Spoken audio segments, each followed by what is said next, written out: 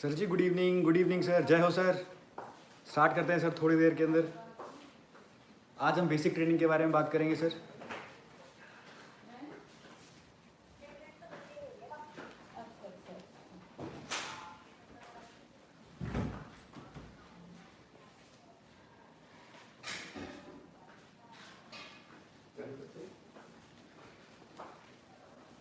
नमस्कार दोस्तों, मैं Shiv Singh. Good evening sir. नमस्कार दोस्तों, मैं शिव सिंह एक बार फिर से आप सभी का हार्दिक स्वागत व अभिनंदन करता हूं।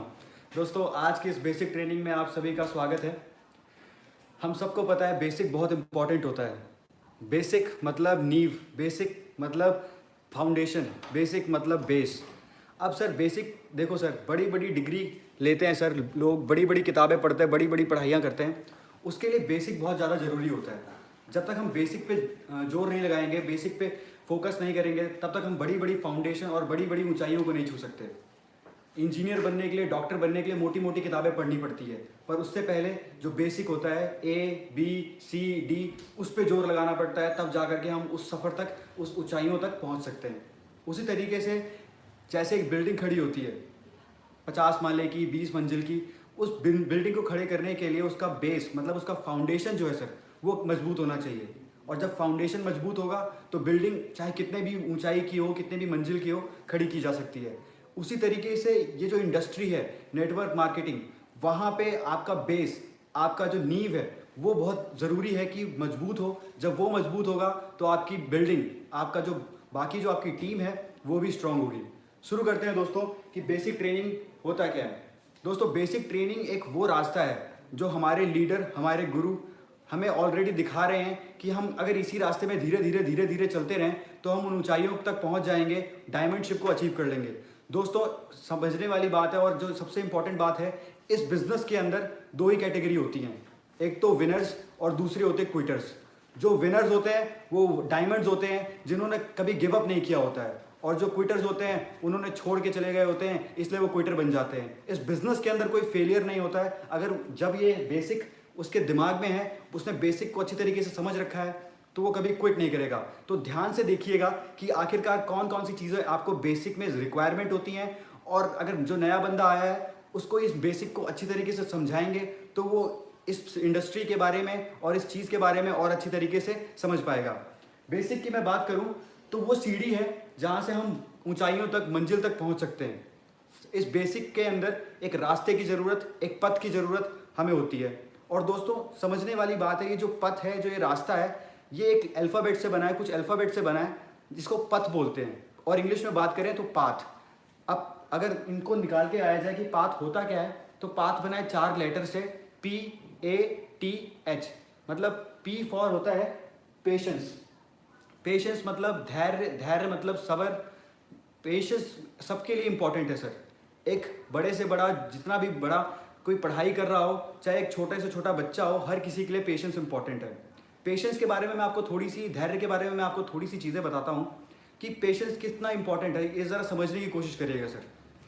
एक किसान होता है सर, किसान क्या करता है, जब भी खेती करता है तो वो पेशेंस रखता है कि जब मेरी फसल कटेगी तब मेरे को अपने बच्चों के लिए सारी चीज़ें जो उनको चाहिए वो लेकर के आ पाऊँगा। एक पेशेंस रखता है एक स्टूडेंट पेशेंस रखता है 1 साल का, और 1 साल के अंदर पढ़ाई करता है, लिखाई करता है, चीज़ों को पढ़ता है, और उस पेशेंस बना के रखता है साल भर के लिए। फिर उसके बाद जब पास होता है तब अगली क्लास में जाता है। एक पेशेंस रखती है एक माँ, जब अपने बच्चे को जन्म देने से पहले वो 9 महीने तक का पेशेंस रखती है, और उसको लालन पालन, जितनी भी रिक्वायरमेंट होती है, उसके फैमिली मेम्बर उसका ध्यान रखते हैं। मतलब एक ये सर जितनी भी चीज़ें हैं सर, पेशेंस की बहुत ज़्यादा रिक्वायरमेंट है। अब और देखते हैं सर, थोड़ा और आगे इसको डिटेल में समझते हैं। देखो सर, कोई भी प्रोफेशनल लाइफ को चाहता है, अपनी लाइफ में कोई प्रोफेशनल बनना चाहता है, चाहे वो डॉक्टर हो, चाहे वो इंजीनियर हो, चाहे वो चार्टर्ड अकाउंटेंट हो, इन सब को कुछ ना कुछ टाइम तक का पेशेंस रखना पड़ता है। अगर मैं बात करूँ एक इंजीनियर की, तो 4 साल की उसको पढ़ाई का पेशेंस रखना पड़ता है, और साथ ही साथ में एक डॉक्टर की बात करूं तो उसको 5-6 साल का पेशेंस रखना पड़ता है। एक चार्टर्ड अकाउंटेंट की बात करूं तो जो एग्जाम्स उसे क्लियर करने पड़ते हैं, उस टाइम पे उसको पेशेंस बना के रखना पड़ता है। मतलब अगर हम कुल मिलाकर देखें तो पेशेंस बहुत इंपॉर्टेंट चीज़ है, और बिना पेशेंस के सर कुछ हो नहीं सकता। अगली चीज़ जो सर इसके अंदर आती है, हमारे पाथ के अंदर आती है, वो है ए मतलब हमारा एटीट्यूड। दोस्तों जो अगली चीज़ आती है वो है हमारा एटीट्यूड। एटीट्यूड मतलब हमारा नज़रिया, और एटीट्यूड के बारे में हम कल भी बहुत सारी चीज़ों के बारे में बात कर चुके कि एटीट्यूड की रिक्वायरमेंट क्यों है और एटीट्यूड होता क्या है। शॉर्ट में बताता हूँ सर, एटीट्यूड होता है हमारा नज़रिया, किसी भी चीज़ को ले करके, किसी भी चीज़ को समझ करके, किसी भी चीज़ को देख करके। जब तक हम अपने नज़रिए को नहीं सही करेंगे, हम किसी भी चीज़ को सही तरीके से परसीव नहीं कर सकते। एक छोटी सी इंसिडेंट को जो मैंने अभी आपको बताई, उसी चीज़ को आप वापस से समझिए। जब एक किसान है सर, अब किसान खेती कर रहा है, पेशेंस तो उसने बना के रखा है, पर उसका एटीट्यूड थोड़ा सा नेगेटिव है। एटीट्यूड दो टाइप के होते हैं सर, पॉजिटिव एटीट्यूड और नेगेटिव एटीट्यूड। अगर हम अपने एटीट्यूड को पॉजिटिव मतलब सकारात्मक रखें तो हमें जो रिजल्ट है वो भी उतना अच्छा मिल सकता है जितना हम सकारात्मक सोचेंगे। और अगर हम नकारात्मक सोचेंगे तो हमारा जो रिजल्ट है उससे और ज़्यादा इफेक्ट होगा। अब जो किसान है सर, अगर वो सोचता है, पेशेंस तो उसने रखा है, पर उसकी नकारात्मक सोच है, पता नहीं कहीं बारिश ना हो जाए, पता नहीं कहीं पे कीड़े ना लग जाए मेरे खेत को, मतलब अगर उसने अपनी सोच को थोड़ा सा नेगेटिव करना शुरू किया तो उसके जो रिजल्ट हैं वो उनसे डर जाएगा। एक जो स्टूडेंट है, अगर वो पेशेंस तो उसने बना के रखा है, पर उसने पढ़ाई को लेकर के उसका एटीट्यूड थोड़ा सा नकारात्मक है, नेगेटिव एटीट्यूड है कि पता नहीं मैं पढ़ाई में पास हो पाऊंगा, अगली क्लास में जा पाऊंगा कि नहीं जा पाऊंगा, कैसे, मतलब इतनी सारी चीज़ों को अगर वो नहीं समझ पाएगा और अगर नहीं पढ़ पाएगा प्रॉपरली, पेशेंस तो है उसके पास, पर उसका जो एटीट्यूड है, जो उसका सोचने का जो तरीका है, उसमें नकारात्मक सोच आ जाती है, तो वो कामयाब नहीं हो पाएगा और नेक्स्ट क्लास में नहीं जा पाएगा। एक माँ अगर अभी से अपने मतलब एटीट्यूड को नेगेटिव कर ले कि पता नहीं जब ये लड़का बड़ा होगा तो ये मेरे ख्याल रखेगा कि नहीं रखेगा, वो अगर अपनी सोच को, अपने एटीट्यूड को नेगेटिव कर ले, नकारात्मक सोचने लग जाए, तो क्या ये जो 9 महीने का जो वो दर्द सहती है, क्या वो सह पाएगी? आप सबका जवाब होगा नहीं। हम सबको पता है कि एक पॉजिटिव एटीट्यूड बहुत इंपॉर्टेंट होता है और पॉजिटिव एटीट्यूड की वजह से हम जग फतह कर सकते हैं। एक पॉजिटिव एटीट्यूड के बारे में आपको एक चीज़ और बताता हूँ।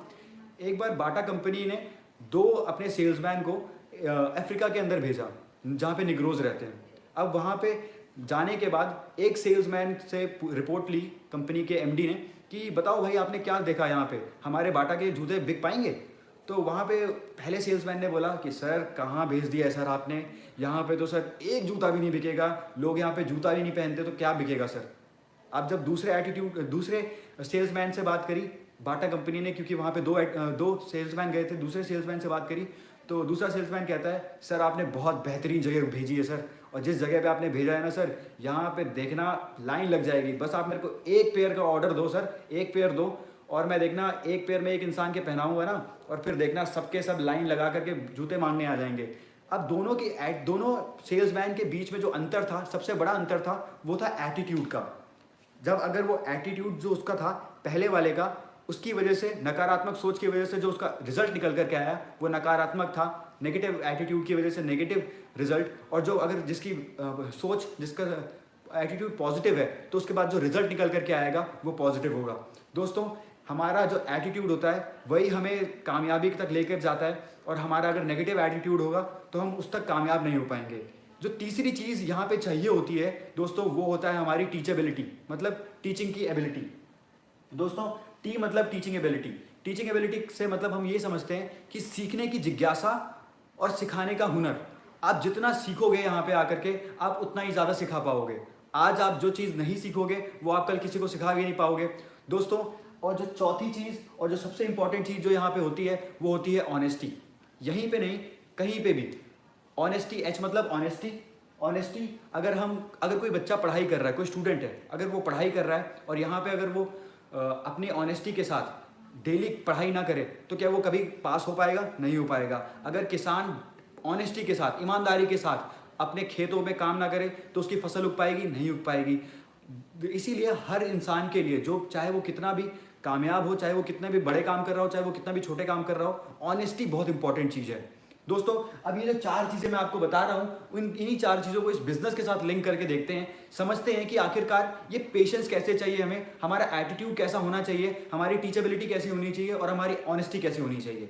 अगर मैं पेशेंस की बात करूं तो दोस्तों हमें कुछ नहीं करना है यहाँ पे।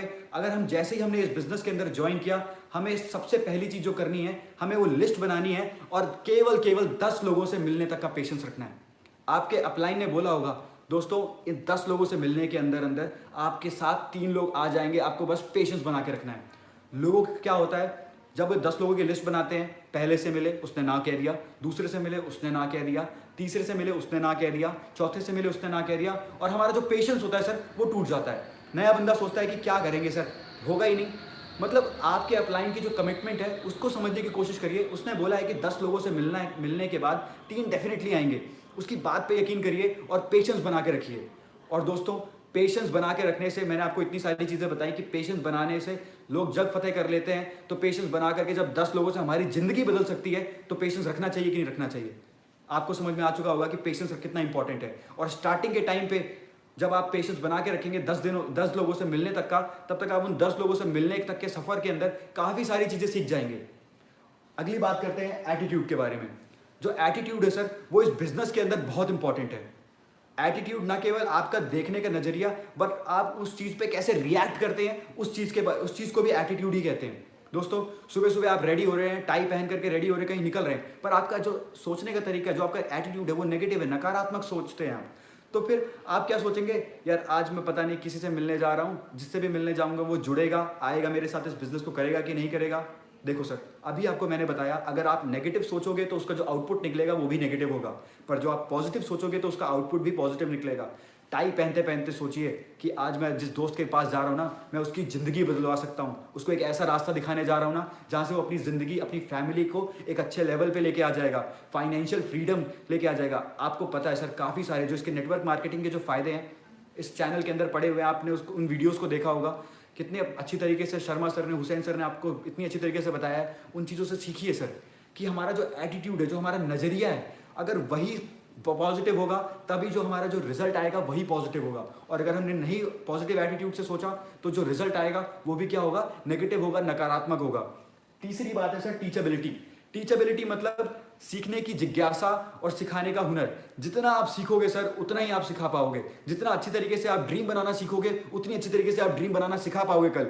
जितनी अच्छी तरीके से आप लिस्ट बनाना सीखोगे उतनी अच्छी तरीके से लिस्ट बनाना सिखा पाओगे आप कल। जितनी अच्छी तरीके से आप प्लान देना सीखोगे आज, उतनी अच्छी तरीके से आप सिखा पाओगे। जितना ज़्यादा अच्छी तरीके से सर आप सीखोगे चीज़ों को, जितनी अच्छी तरीके से आप फॉलोअप करना सीखोगे उतनी अच्छी तरीके से आप फॉलोअप करना कल सिखा पाओगे। बहुत रामबाण चीज़ है सर, जब तक आप सीखोगे नहीं तब तक आप सिखा नहीं पाओगे। और सर, अगर टीम बनानी है, डायमंड बनना है और बड़ा इंसान बनना है सर इस बिज़नेस के थ्रू, तो आपको सीखना पड़ेगा। ये सबसे पहली सीढ़ी है पेशेंस और एटीट्यूड के बाद। अगर जब तक आप इस चीज़ को नहीं फुलफिल करोगे, इस चीज़ को नहीं समझोगे सर, तब तक आप आगे नहीं जा पाओगे। और सर सबसे इंपॉर्टेंट है, बहुत इंपॉर्टेंट चीज़ है टीचेबिलिटी। अगली चीज़ जो सर ऑनेस्टी है सर, इस बिज़नेस में जो ऑनेस्टी इंसान को रखनी है। देखो सर, सबसे बड़ी चीज़, ये बिज़नेस जो है सर पैसों का बिज़नेस है, और पैसों से ज़्यादा सर ये जो बिज़नेस है सर, ये वैल्यूज़ का बिज़नेस है। यहाँ पे 2 टाइप की जो ऑनेस्टी आपको रखनी है, वो सबसे पहली एक जो ऑनेस्टी आपको रखनी है वो ये कि आपने जिससे भी कोई प्रॉमिस किया है कि सर ये प्रोडक्ट आपके पास आना है, और ये आपके सर गैस सेफ्टी डिवाइस या फिर कोई भी हेल्थ सेफ्टी का जो प्रोडक्ट है वो आपके पास आना है, तो जल्द से जल्द उसका प्रोडक्ट उस तक पहुंचाइए। रीज़न, क्योंकि हमारे पास जो चीज़ें हैं वो ज़िंदगी बचाने वाली चीज़ें हैं। भगवान ना करे उसका कल को कोई हादसा हो जाए उसके घर में, तो आप अपने शीशे में अपनी आंखों से आंखें नहीं मिला पाएंगे। और मेरे को नहीं लगता हम में से कोई ऐसा इंसान होगा जो ये सोचेगा कि मैं अपने आप को फेस ना कर पाऊँ। तो जितनी जल्दी जिसका भी सामान आपने ऑर्डर किया है और जैसे उसका सामान आता है उसका सामान उस तक पहुंचाइए, क्योंकि यहाँ पे जो चीज़ें हैं सर वो ज़िंदगी बदलने वाली चीज़ें हैं, ज़िंदगी बचाने वाली चीज़ें हैं। और दूसरी ऑनेस्टी जो सर हमको यहाँ पे रखनी है वो सर कोई और ऑनेस्टी नहीं रखनी है, बस इतनी रखनी है कि किसी और ने अगर आपको अपने ज्वाइनिंग का अमाउंट दिया है उस अमाउंट को इस बिज़नेस में लगाएं, अपने निजी काम पे इस्तेमाल ना करें। क्योंकि अगर आप उसको निजी काम में इस्तेमाल करेंगे तो देखो सर, वापस से बताता हूँ, पैसों का ये बिज़नेस है, और अगर आप यहाँ पे मनी और लॉस्ट करोगे तो वैल्यूज़ आपकी अपने आप लॉस्ट हो जाएंगी। तो ऑनेस्टी बना के रखनी है 2 चीज़ों से, क्योंकि सर यहाँ पे हम किसी की ज़िंदगी के साथ कुछ ये नहीं चाहेंगे कि कुछ बुरा हो जाए, और हम ये चाहेंगे कि उसके घर में कोई प्रॉब्लम ना हो। हमने उसको जो प्लान दिखाया था तो हमने उसी से यही बातें करी थी कि सर आपको जल्द से जल्द जैसे ही प्रोडक्ट आएगा, आपको इसकी रिक्वायरमेंट है, आपको इसकी ज़रूरत है, आपके घर में हादसा ना हो, आपके घर में कोई रेडिएशन से कोई प्रॉब्लम ना हो, आपके घर में लोग हेल्दी रहें, सुबह के टाइम पे योगा नहीं कर पाते तो इसका इस्तेमाल करें। ये सारी चीज़ें ऐसी हैं जो हमारी हेल्थ के लिए रिक्वायरमेंट है। अब दोस्तों समझते हैं थोड़ा